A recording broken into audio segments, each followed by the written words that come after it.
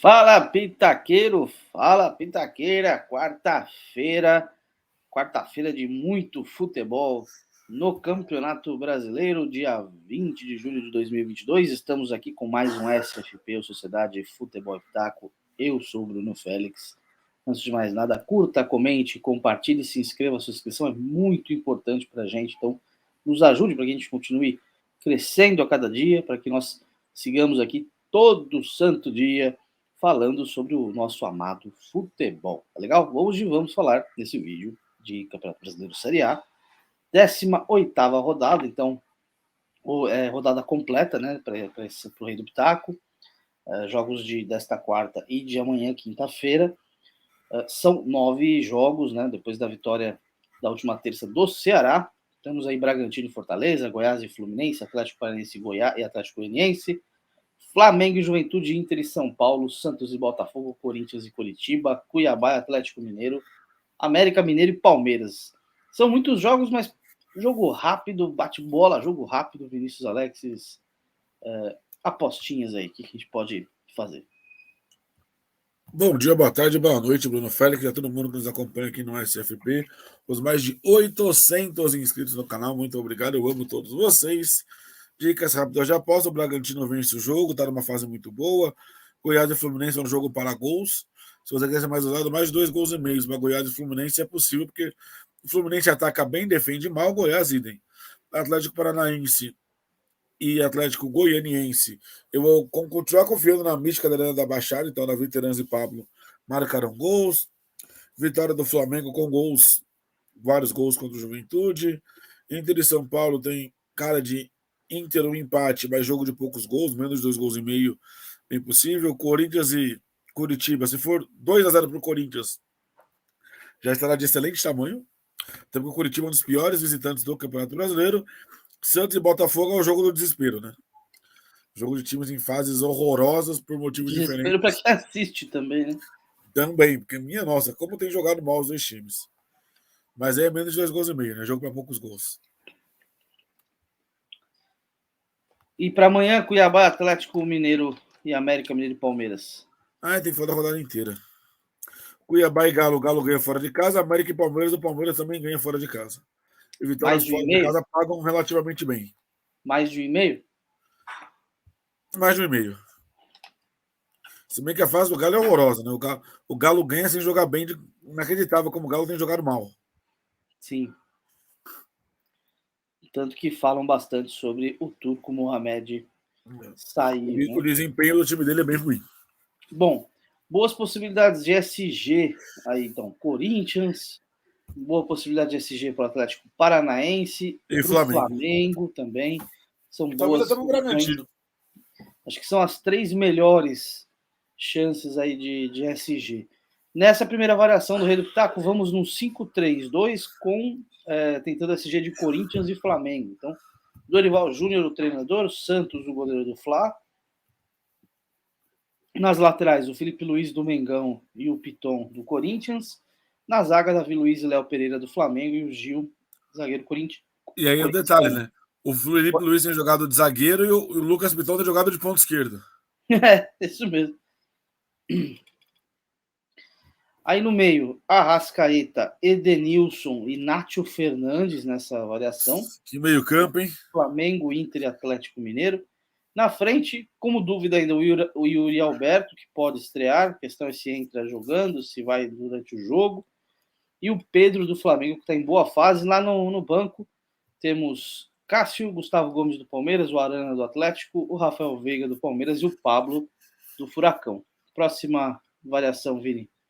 Então, esse 5-3-2, tentando SG de Corinthians e Flamengo. Você pode tentar mesclar Corinthians e Atlético Paranaense ou os rubro-negros aí, Flamengo e Furacão. 3-4-3, aquela escalaçãozinha marota aí para sem se preocupar com SG, tentando os melhores pontuadores, o Cássio, goleiro do Corinthians, que vive grande fase novamente, o Dorival Júnior, pode ir também com o Felipão ou o Vitor Pereira.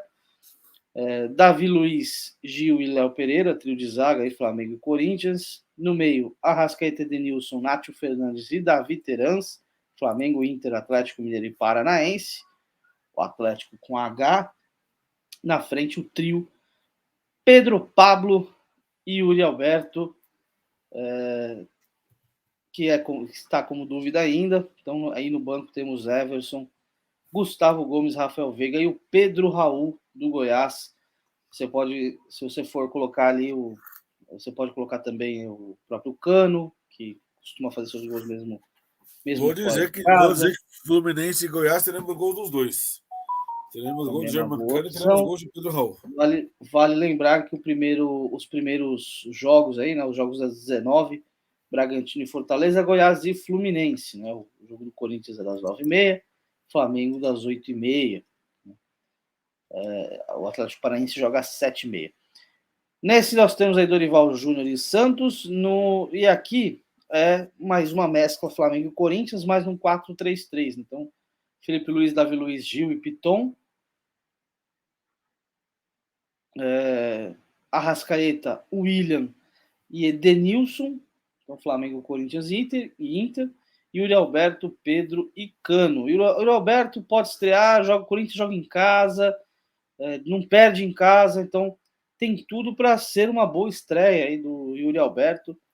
Se você não confiar tanto, pode ir ali com o Pablo no lugar dele, por exemplo, também vai ficar um bom ataque.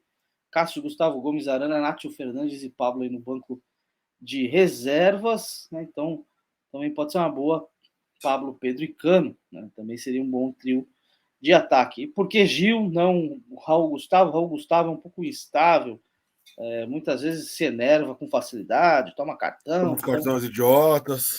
Gil mais estável nesse ponto. Em breve o Corinthians que vai ter aí o Balbuena, zagueiro paraguaio, que já foi campeão no Clube de Parque São Jorge. Vinícius Alexis, considerações finais. As suas considerações finais é ficar de olho em quem vai poder estrear a partir de hoje, né? Muito time trouxe o jogador, a Atlético Paranaense trouxe o Fernandinho, o Merentiel e o outro atacante do Palmeiras que vieram aqui no futebol sul-americano também vão poder estrear. O Atlético Mineiro trouxe Pedrinho, trouxe Allan Kardec, e tem mais gente aí que eu não lembro agora. O Flamengo tem Vidal, que não vai para o jogo, mas tem Cebolinha, que está regularizado e deve ficar no banco de reservas hoje. Então, os principais times têm se reforçado. O Corinthians, como você falou, com o Yuri Alberto, Balbuena também, que deve estrear em breve. Então, temos um outro campeonato brasileiro. Com o detalhe de que os jogos continuarão corridos e apertados, porque acabado dia 13 de novembro, né? Então a gente tem um turno inteiro para De jogar. Copa do Mundo no final do ano. E um momento diferente exatamente por causa disso, né? Essa época do ano era a época que a gente tinha outro campeonato porque os times perdiam. E dessa vez não, estão ganhando, e reforços de peso aí nas equipes até o momento. O Corinthians ainda Mas fazendo vamos ver como é que vão voltar esse monte de jogador, né? Se eles Sim. voltam realmente em forma para fazer diferença, eles vão vir aqui passear, né? É uma dúvida que eu tenho, por exemplo, em relação ao Arturo Vidal. Até pela idade e tudo mais. Assim, eu acho que o Cebolinha é um jogador que tem tudo para render no Flamengo. Como eu acho que o Yuri Alberto vai render muito no Corinthians. Como as contratações do Galo são bastante interessantes também. Eu acho que o Fernandinho Atlético Paranaense tem um papel que vai muito além de estar em campo, pelo que ele representa para o clube, né? E por tudo que ele viveu de experiência na Europa. É um cara que volta muito diferente, né? Num patamar muito acima do que quando ele saiu, né? Tem essa questão, assim. E o Vidal, a torcida do Flamengo esquentou muito, principalmente depois do jogo da volta das oitavas da Champions, né? Liverpool e Inter, que a Inter venceu por 1-0.